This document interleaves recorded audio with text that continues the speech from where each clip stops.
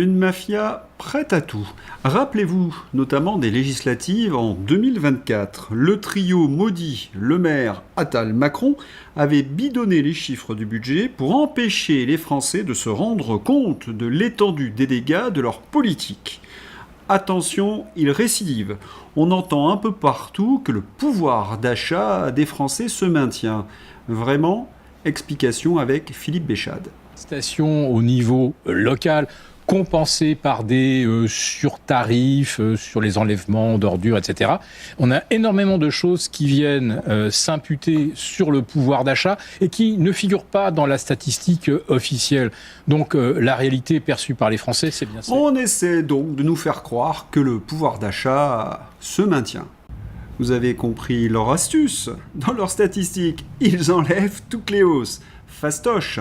Encore une arnaque macronarde. Mais ce qui est stupéfiant, comme dirait le Poudré, c'est leur incapacité à comprendre le monde dans lequel nous vivons. On annonce des pénuries alimentaires, eh bien ils continuent de massacrer nos paysans, oui, notre production locale. La police française utilise désormais des drones à imagerie thermique pour traquer le bétail caché par les agriculteurs qui ont refusé le pchout obligatoire. Une fois repéré, la police arrive avec les équipes de pchout. Garantir la sécurité de nos bases de données sensibles? Non. Garantir la sécurité des joyaux du Louvre? Non. Empêcher le kidnapping violent des détenteurs de crypto? Non. Mais utiliser la gendarmerie et des drones à caméra thermique pour inoculer des vaches de force, oui. Et comme pour la pandémie, la dermatose nodulaire renaît, son apparition en Europe avec 3 nouveaux foyers identifiés en Sardaigne, où l'épidémie avait démarré l'an passé. Les cheptels, bien que vaccinés, vont être abattus. Ils ont forcé les éleveurs à pchouter leurs vaches. Les vaches pchoutées tomberaient malades à nouveau. Le même absurdistan que pendant la pandémie. C'est insupportable. C'est ce que j'avais prédit. Suis-je Madame Irma? Est-ce que j'ai une boule de cristal? Non, pas le moins du monde. Vous vous rappelez peut-être mes entretiens à ce sujet. Le principal vecteur de cette maladie, ce sont les insectes. Avec le retour de la belle saison, eh bien, c'est le retour des moustiques, des puces, des mouches. C'est écrit dans tous les rapports sur la DNC. Il est donc primordial que des collectifs citoyens s'emparent de toutes ces questions et ne laissent plus faire les lobbies. Puisque je parle de collectifs citoyens, Louis Fouché.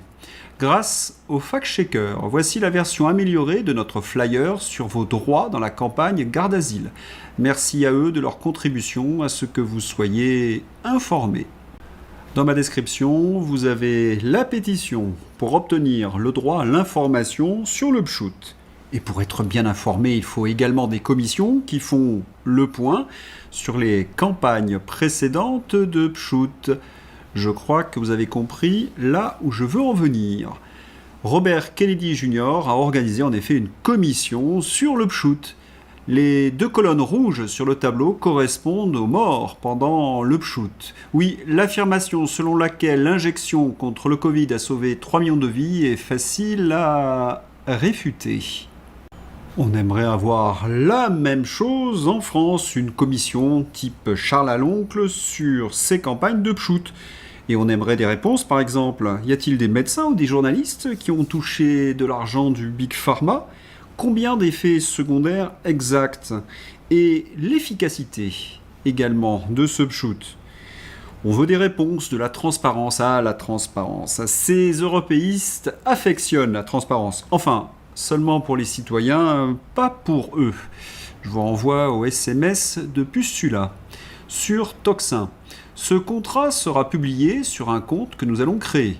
Le contrat Pfizer. Et j'ai pris cette décision à la suite du geste de Karine Lacombe, vous vous en souvenez, le doigt d'honneur, à la sortie de l'ordre des médecins.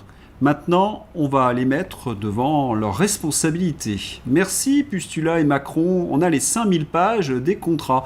Le laboratoire a marqué noir sur blanc sa non-connaissance des effets, mais vous avez signé, vous avez menti. Tout cela pour le pognon et le contrôle par la peur. Oui, un jour vous devrez rendre des comptes. Ce serait essentiel en effet d'avoir une commission pour comprendre ce qui s'est passé. D'autant que le professeur Raoult se lâche, les pchoutes pourraient donner des maladies. Je vous laisse lire cet article. Mais moi je dis que c'est une théorie du complot. Les Big Pharma travaillent pour le bien-être de l'humanité. Ce n'est pas une mafia. Quant à nos politiques, pourquoi auraient-ils fait tout cela ? Très bien les moujons, alors vous ne voyez aucun inconvénient à une commission d'enquête puisque les Big Pharma sont clean comme nos politiques. International, les sous-sous.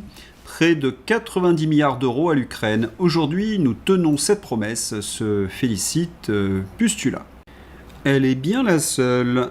Entêtement, irresponsabilité, corruption, les trois. Même sur TF1, on s'interroge.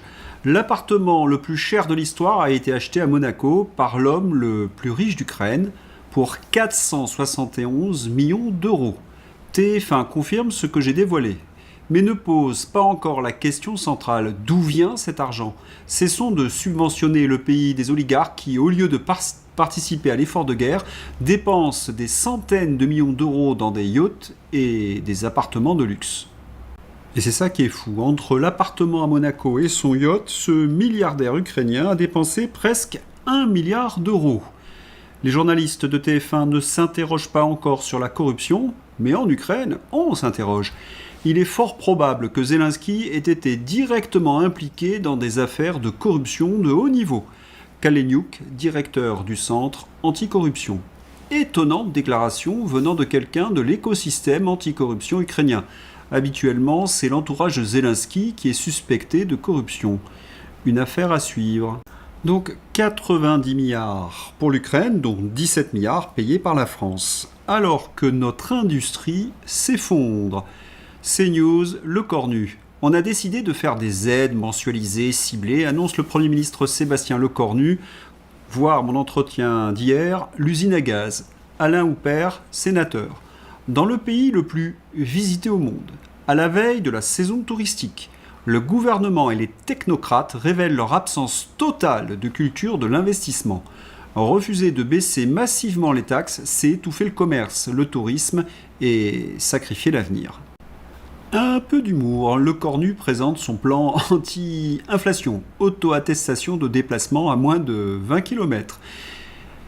Plus sérieusement, donc EDF a payé pour faire tourner ses réacteurs à perte, quand produire de l'électricité devient un service subventionné pour éviter de ne pas produire. Le comble du marché optimisé. Et dans le même temps, donc, votre facture d'électricité s'envole. C'est normal. Je résume. Il n'y a pas d'argent pour notre économie, mais il y en a pour l'Ukraine, pour la guerre ou pour le renouvelable, qui coûte également très cher et tue notre compétitivité. Mais attendez, il y a pire. Le 20e paquet de sanctions contre la Russie. Infolive, oui, à partir de 2027, interdiction de fournir des services de terminaux, etc., etc. Au moment où le pétrole et le gaz manquent, à cause du blocage du détroit d'Ormuz, l'Union européenne approuve un 20e paquet de sanctions pour bien énerver la Russie.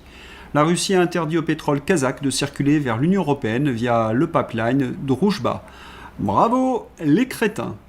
Je ne sais pas si on mesure exactement ce que cela signifie. La Russie prévoit d'interrompre le flux de pétrole kazakh vers l'Allemagne, menaçant une raffinerie qui fournit 90% de l'essence, du kérosène et du combustible de chauffage à la capitale allemande, son aéroport et la région environnante. Vous imaginez le degré d'impréparation et d'irresponsabilité des gens qui nous gouvernent ? Parce que détroit d'Ormuz plus pipeline coupé égale pénurie. En Suède, c'est la pire crise depuis très très longtemps. La Suède prévient qu'elle pourrait rationner le carburant si la guerre au Moyen-Orient se prolongeait. Ça y est, la Suède va passer au rationnement du carburant. Arrêtez cette folie euromondialiste et rouvrez les vannes russes en levant immédiatement toutes les sanctions. Et cette décision est suivie par Bruxelles. Des mois et même des années très difficiles nous attendent. Pénurie, rationnement nous attendent. Le commissaire européen à l'énergie vient de dresser un tableau très très sombre de la situation. Le but, restriction de liberté, passe carburant, rationnement et confinement énergétique. Refusons ce piège absolu. Allez, Frexit.